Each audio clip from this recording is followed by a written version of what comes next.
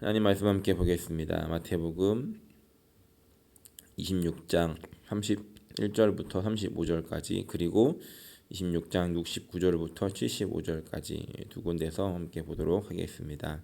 마태복음 26장 31절부터 35절입니다. 그때에 예수께서 제자들에게 이르시되 오늘 밤에 너희가 다 나를 버리리라. 기록된 바 내가 목자를 치리니 양의 떼가 흩어지리라 하였느니라. 그러나 내가 살아난 후에 너희보다 먼저 갈릴리로 가리라.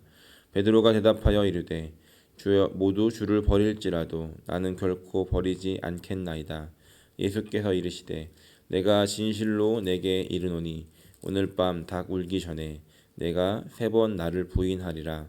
베드로가 이르되 내가 주와 함께 죽을지언정 주를 부인하지 않겠나이다 하고 모든 제자도 그와 같이 말하니라.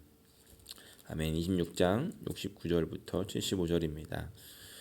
베드로가 바깥들에 앉았더니 한 요종이 나와 이르되 너도 갈릴리 사람 예수와 함께 있었도다 하거늘 베드로가 모든 사람 앞에서 부인하여 이르되 나는 내가 무슨 말을 하는지 알지 못하겠노라 하며 안문까지 나아가니 다른 요종이 그를 보고 거기 있는 사람들에게 말하되 이 사람은 나사렛 예수와 함께 있었도다 하며 베드로가 맹세하고 또 부인하여 이르되 나는 그 사람을 알지 못하노라 하더라.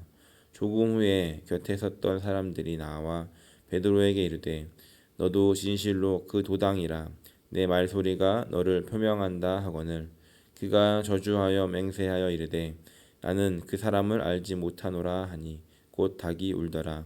이에 베드로가 예수의 말씀에 닭 울기 전에 내가 3번 나를 부인하리라 하심이 생각나서 밖에 나가서 심히 통곡하니라.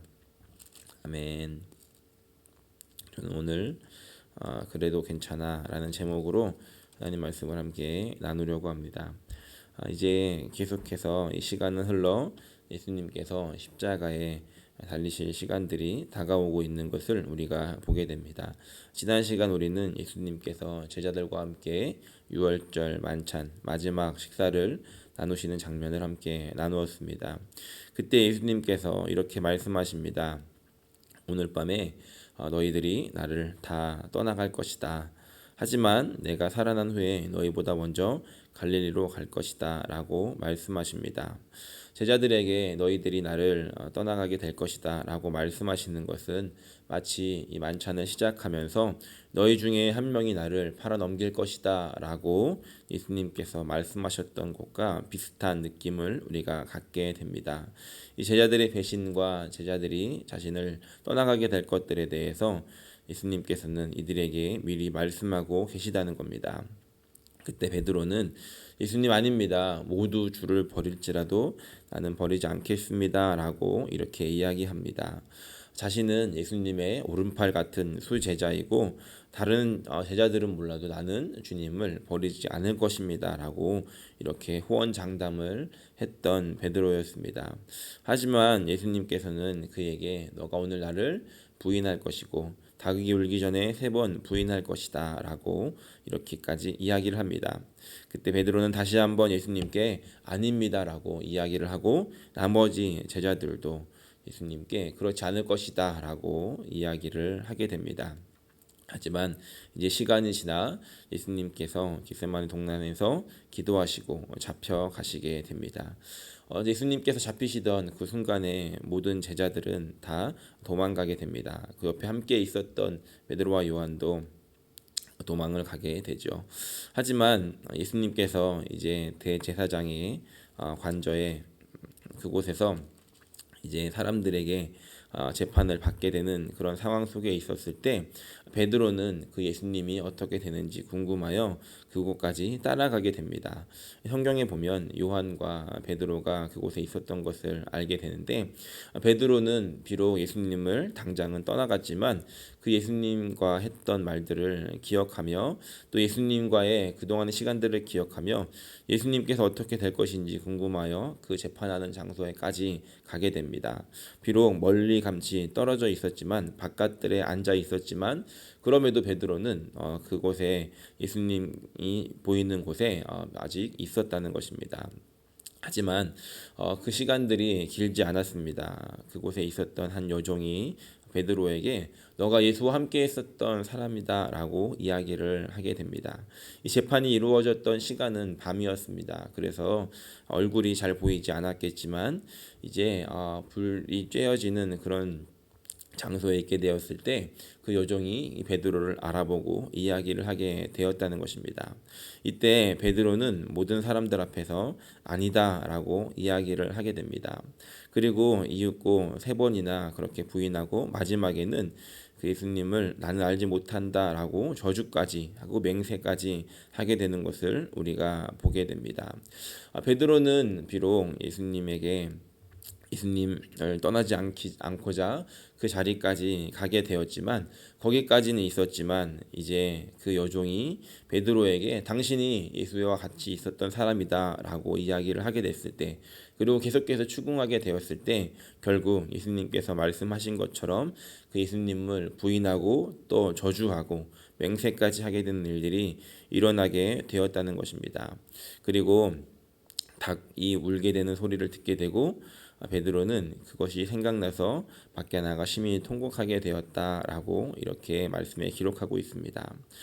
누가복음에서는 이 말씀을 조금 더 자세하게 기록하고 있습니다. 베드로가 부인하는 그 장면, 마지막 세 번째 예수님에게 저주하는 그런 장면에서 예수님께서 뒤를 돌아보시고 베드로를 바라보셨다라고 말씀을 기록하고 있습니다. 그것이 그렇게 크지 않았던 것 같습니다. 하지만 그곳에서 예수님이 재판을 받게 되고 뒤에서 일어나고 있는 그 소동을 예수님께서 하셨고 뒤를 돌아보시며 베드로와 눈이 마주쳤고 베드로는 그때 예수님을 떠나 이제 밖에 나가서 울고 회개하는 통곡하는 장면을 기록하고 있다는 것입니다.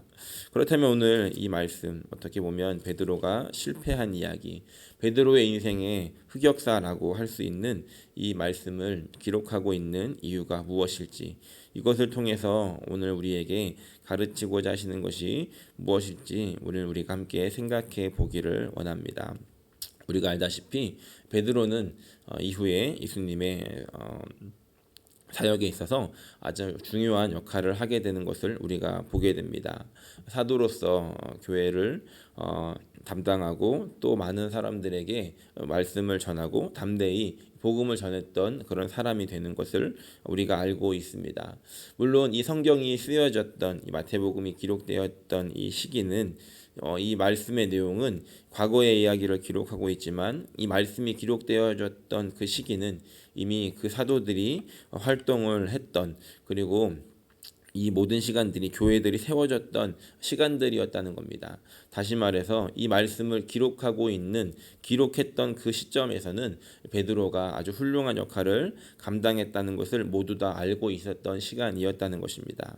그럼에도 불구하고 이 하나님의 말씀을 기록할 때는 이 베드로, 지금 현재에서 아주 훌륭하고 존경받는 그 베드로가 아니라 이 과거에 하나님께 예수님께 실패하고 실수했던 이 베드로의 모습들을 그려내고 있다는 것입니다.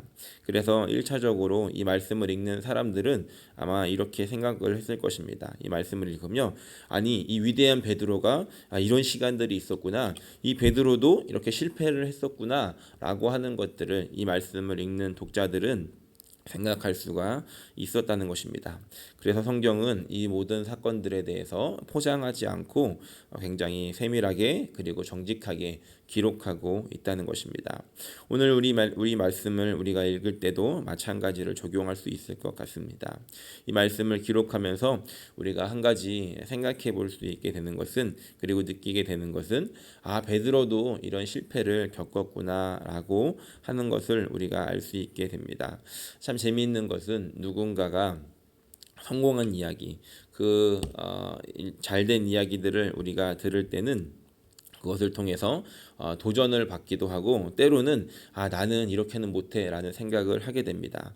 하지만 누군가가 실패했던 이야기들 그것도 아주 잘 나가는 사람이 실패했던 이야기를 우리가 듣게 될 때 우리가 우리 자신을 다시 돌아보며 위로를 받을 때가 있고 그치 이 사람도 사람이지라고 하는 생각들을 할 때가 있더라는 것입니다.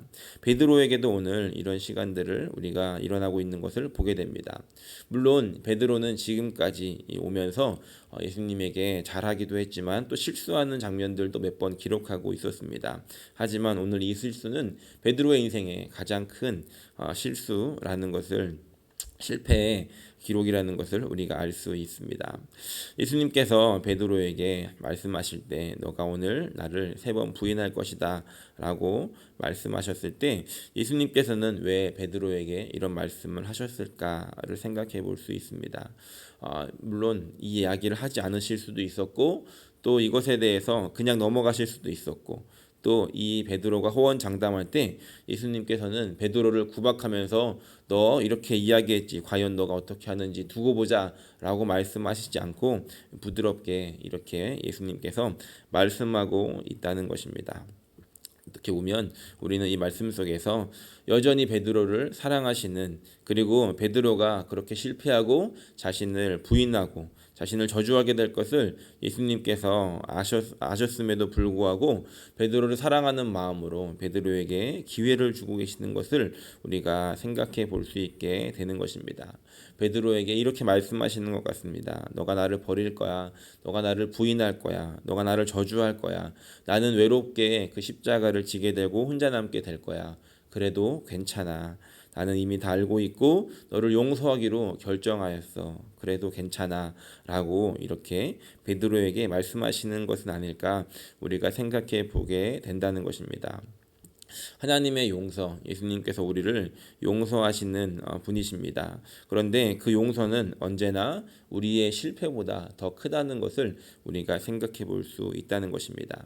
우리는 늘 실패할 수 있는 존재이고 넘어질 수 있는 존재이지만 하나님의 용서는 언제나 그것보다 더 크고 우리의 그 모든 실패를 다 감싸 안고 다 용서하실 수 있는 그런 큰 사랑의 용서를 가지고 계시다는 것입니다. 그렇기 때문에 우리가 실패할 때 이 말씀을 다시 한번 기억하고 또 우리가 실패할 때 어떤 자세를 가져야 하는지를 우리가 생각해 볼 수 있다는 것입니다. 실패보다 나쁜 것이 있다라고 한다면 그 실패의 자리에 머물러 있는 것입니다. 하나님은 우리가 이미 실패할 것을 알고 계셨고 그럼에도 불구하고 괜찮다라고 말씀하시지만 우리는 그 실패 속에서 우리의 마음을 정죄하는 사단의 그런 유혹들과 그런 말들로 인해서 또 우리 안에 일어나는 그런 실패감으로 인해서 우리는 그 자리에 머무를 때가 있다는 것입니다. 우리가 실패 속에서 그 자리에 머물러 있는 것이 아니라 그 실패의 자리를 경험하게 되었을 때, 우리가 넘어지게 되었을 때 다시 일어나 하나님의 긍휼을 구하는 그런 사람이 되어야 한다는 것입니다.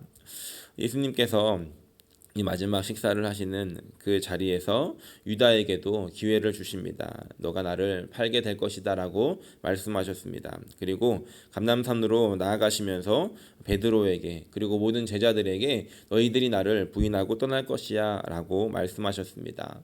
모두에게 실패를 말씀하셨지만 결국 예수님께 이 실패를 딛고 돌아오는 사람들은 계속해서 예수님의 일들을 감당하는 사람이 되었지만 그 실패 속에 주저앉았던 이 유다는 그 실패를 극복하지 못했던 이 유다는, 그곳에 머물러 있었던 유다는 결국 망하는 인생이 되어질 수밖에 없었다는 것입니다.